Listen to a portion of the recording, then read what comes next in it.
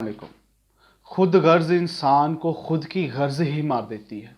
लालची इंसान को मारने के लिए किसी चीज़ की ज़रूरत नहीं है, उसकी लालच ही उसको कहीं ना कहीं डबो देगी। हसद है ना, हसद करने वाला इंसान, उसको क्या ज़रूरत है किसी और दुश्मन की, वो अपना दुश्मन खुद बन गया है। होम्योपैथी का ये असूल है, वो डॉक्टर है, हमारे एक दोस्त है, वो कह रहे थे कि जब इंसान के अंदर किसी बीमारी, किसी बहुत बड़ी बुज़ी बीमारी या छोटी बीमारी का जो आगाज़ है ना, वो हसद, कीना और बुग़्ज़ की वजह से होता है। जब इंसान दिल के अंदर वो बातें जो उसके हक़ में नहीं है, जो उसके काबू में नहीं है और जिसमें उसका अमल दखल नहीं है, उनके ऊपर सोचना शुरू कर दे कि उसको क्यों मिल गया, उसको क्यों नवाज दिया गया, उसको क्यों अता कर दिया गया, वो ऐसा क्यों है, मैं वैसा क्यों है, उसकी रंगत ये है, मेरा कद ये है, मेरा घर ऐसा है, उसका घर ऐसा है। हसद और बुग़्ज़ और कीना आ गया तो उसके अंदर बीमारियों ने पनाह ले ली। फिर आस्ता आस्ता वो डिप्रेशन, आस्ता आस्ता फिर वो जहनी मरीज़, और जब जहन बीमार हो गया फिर तो मामले ख़राब हो गए।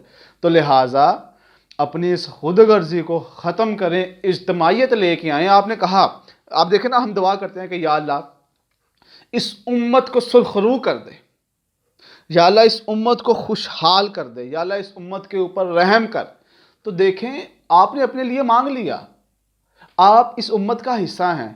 आपने जब उम्मत के लिए कहा कि इसको सुरखरू कर, आपने इसका मतलब है आपने कहा कि या अल्लाह पाकिस्तान को भी सुरखरू कर, और आपने इसका मतलब ये भी कहा कि या अल्लाह मेरे माशरे को भी सुरखरू कर, और आपने ये भी कह दिया अल्लाह से कि मेरे घर को सुरखरू कर, और आपने ये भी कह दिया कि या अल्लाह मुझे सुरखरू कर। आपने डायरेक्ट नहीं कहा, लेकिन आपने अपने लिए कह दिया कि या अल्लाह मुझे भी सुरखरू कर। बात का अंदाज बदला है, दुआ का अंदाज बदला है।